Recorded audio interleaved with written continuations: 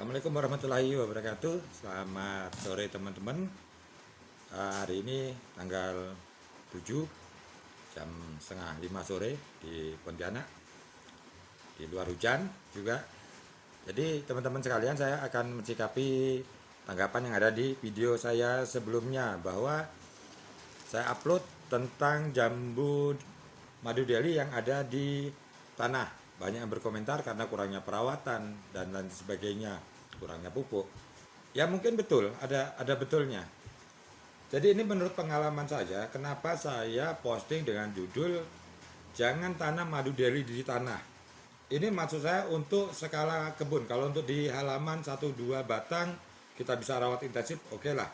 Tapi ini kita bicara tentang skala perkebunan, kita akan menghasilkan buah, kita bisa swasembada buah seperti itu.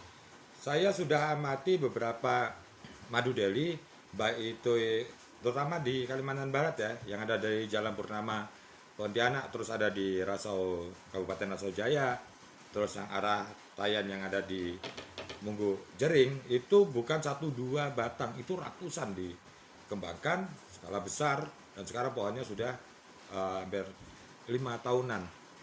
Dan itu dirawat intensif untuk skala kebun yang serius, terutama yang di daerah Munggu Jering. Pernah saya upload video sebelumnya, itu ada, nanti dicari aja. Tapi gini teman-teman, kalau untuk madu deli untuk di kebun, saya belum pernah lihat satupun di Kalbar. Artinya di Kalbar kita bicara, karena saya orang Kalbar. Mungkin kalau yang komen di Jawa atau di Deli sana mungkin di dalam tanah bagus, saya tidak tahu ya, karena saya belum pernah ke mana, ke Medan. Kalau yang di Jawa saya mungkin berkali-kali ke sana, tapi ya nyatanya mereka sendiri untuk skala kebun dikembangkan untuk di Banterbek. Jadi saya belum pernah lihat yang skala besar sekalipun yang berhasil dalam tanah, hasilnya bagus, bisa memuaskan. Artinya bentuknya warnanya hijau, terus rasanya manis, sempurna, buahnya banyak gitu, belum pernah saya ketemukan. Makanya saya untuk sekarang rekomendasikan, karena kita menghilangkan faktor kepentingan. Saya sebagai pedagang bibit ya, saya hilangkan semua dalam pikiran saya tentang kepentingan saya untuk menjual bibit saya, tidak. Makanya saya cuma berbagi pengalaman, saya memberi informasi yang benar kepada para saudara saya, terutama yang ada di Kalimantan Barat. Mungkin untuk daerah lain keseluruhan tempat tumbuhnya berbeda ya. Madu deli misalnya ditanam di tanah, hasilnya tetap stabil. Saya sudah lihat puluhan madu deli video YouTube yang nyatanya mereka berhasil di tanah, walaupun sama-sama dengan perawatan intensif. Contoh kasus di Rasau, saya pernah melihat ditanam di tanah dengan pemberian KCL 2 minggu sekali, dosis kecil, itu kemanisannya meningkat drastis, iya, tapi warnanya tetap ngeping, tampilannya masih kurang sempurna. Tapi untuk kemanisannya iya, mungkin di beberapa daerah lain warnanya berubah tapi manisnya sempurna. Jadi ini kita lihat video yang ada di Pontianak sebagai biar fair saja untuk Kalimantan ya, untuk yang ada di Pontianak sama yang ada di Balikpapan. Kebetulan saya tadi minta video sama Mas Eko yang ada di Balikpapan untuk memberikan video saya review tentang bagaimana sih madu deli yang ada di daerah Balikpapan. Nanti kita simak. Pertama kita simak dulu video yang ada di Kalimantan Barat. Yang keduanya kita simak video yang ada di Kalimantan Timur. Nah, baru nanti kita kasih kesimpulan ya. Oke. Yuk kita simak yang ada di Kalbar dulu. Kita flashback kembali ke video yang kemarin ya, yang di tanah. Ini karena potnya ini rupanya bawahnya bolong, jadi itu sebenarnya langsung ke tanah ya. Kita lihat sendiri buah-buahnya berwarna pink. Ini yang ada di Jalan Alianyang Pontianak. Ini ada Mas Yusni. Nah, dia mengamati juga ini bahwa tanaman yang baru deli di tanah warnanya pink, terus kemarin dicoba rasanya kelat atau agak sepet, terus manisnya juga drastis jauh lah berkurang dibandingkan dengan yang ada di pot. Nah, kita lihat sendiri semuanya hampir berwarna pink, ada juga yang hijau, tapi ada kesamaan bahwa untuk rasanya jauh manisnya berkurang, dan ini memang tanpa pemupukan, saya pikir tanpa pemupukan yang intensif atau perawatan yang intensif. Jadi ini yang ada di Kalimantan Barat. Coba kita akan bandingkan bagaimana yang di tanah yang ada di Kaltim. Ini hampir semuanya ya, saya lihat yang di Kalimantan Barat tidak hanya di ini saja, tapi video-video sebelum saya itu ada yang di Rasau dan ada yang di daerah dekat Ayan Mungguk Jering sana, semuanya rasanya hambar dan warnanya jadi pink. Coba teman-teman kita bandingkan dengan yang ada di Kalimantan Timur. Ini kebetulan dapat kiriman dari Mas Eko ya. Ya, kita lihat yang dari Kalimantan Timur.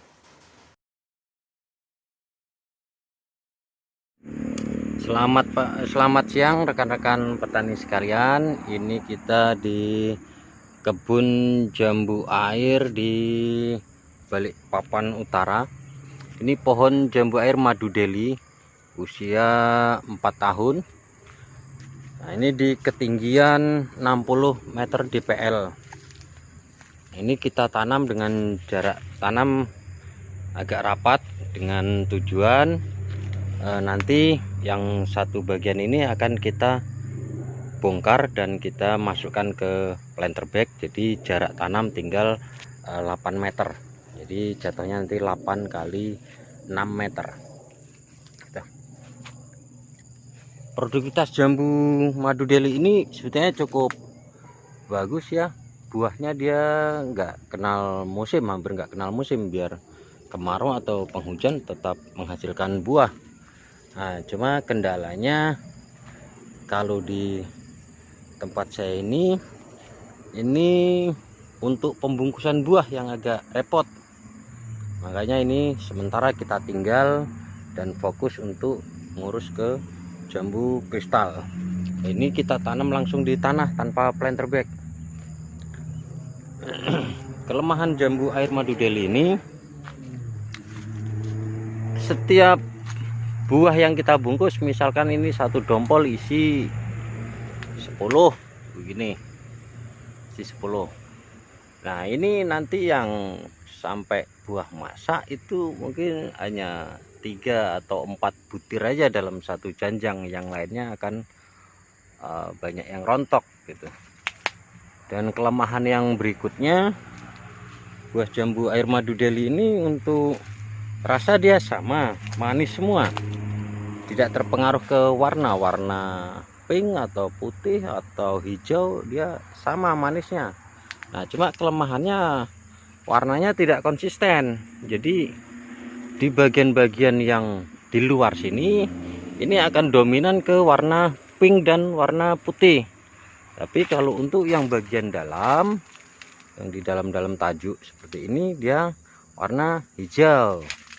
Nah, tapi untuk rasa dia tetap sama semua, manis semua. Itu. Nah, untuk perawatannya sangat mudah ya, asal kita rajin untuk semprot pupuk buah, misalkan Mamigro yang kuning, plus nanti insek. Nah, cuma kelemahannya ya itu tadi, ini banyak yang buahnya rontok. Nah, masa yang tepat untuk pembungkusan jambu air ini pada saat ini benang sarinya sudah rontok semua. Nah, seperti ini sudah waktunya kita bungkus. Nah, tapi kalau sudah berbentuk jambu seperti ini harus kita buang. Nah, pada saat seperti inilah yang masa yang tepat untuk melakukan pembungkusan jambu air. Nah, ini kita tanam kurang lebih ada 200 pohon, usianya sudah 4 tahun gitu. Tapi kita sekarang lagi fokus untuk kebun jambu kristalnya.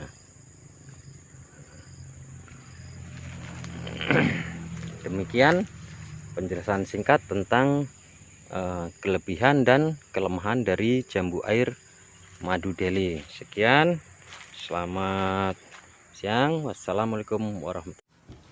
Nah, tadi teman-teman sudah nyimak dua video kan, yang ada di Kalimantan Barat dan ada di Kalimantan Timur tentang madu deli yang ada di tanah. Dan saya pikir itu Mas Eko adalah salah satu petani hebat yang ada di Kalimantan Timur.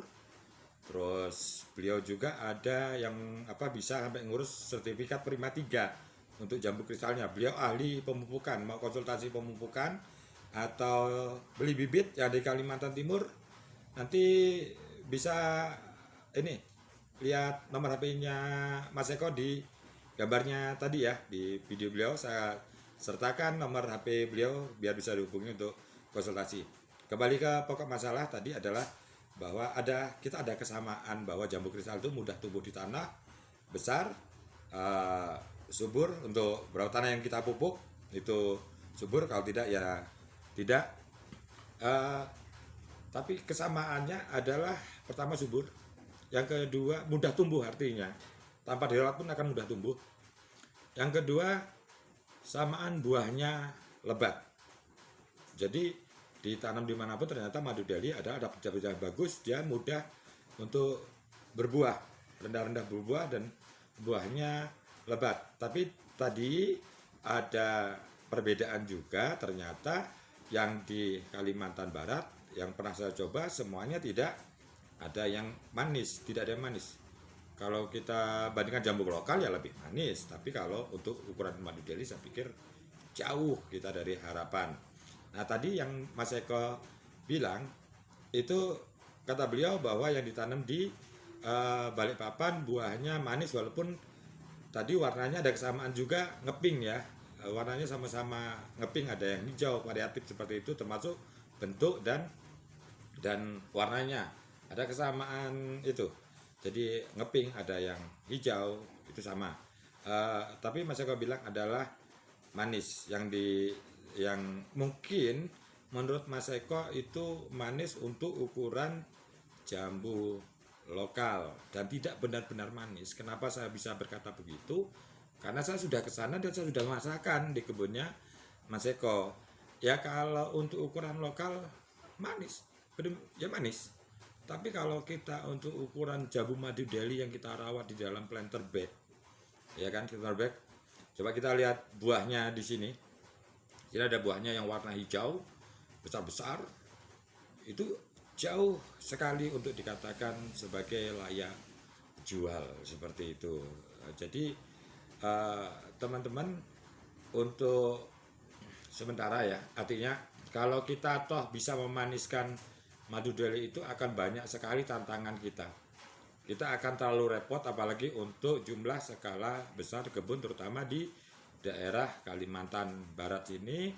Jadi anjuran saya untuk sementara nanam madu deli, kecuali nanti ada penelitian lebih lanjut tiba-tiba daerah mana ada yang bagus, baru saya akan kabarkan, beritahukan kepada teman-teman sekalian. Jadi untuk yang di tanah asam terutama, boleh Riau, boleh Papua, yang terutama yang di tanah rendah, tanah gambut, asam, jangan nanam madu deli di dalam tanah. Itu sementara rekomendasi saya begitu. Ya walaupun saya banyak bibitnya, kalau mau beli bibit silakan, saya mau beli 100, 200, 1000 batang saya sediakan. Tapi itu kalau mau bikin kebun madu deli silakan ditanam di planter bag, lebih eksotis, lebih bagus, rasanya lebih manis. Jadi itu dulu yang bisa saya sampaikan teman-teman. Terima kasih yang sudah subscribe. Banyak-banyak terima kasih juga sudah menyimak. Wassalamualaikum warahmatullahi wabarakatuh.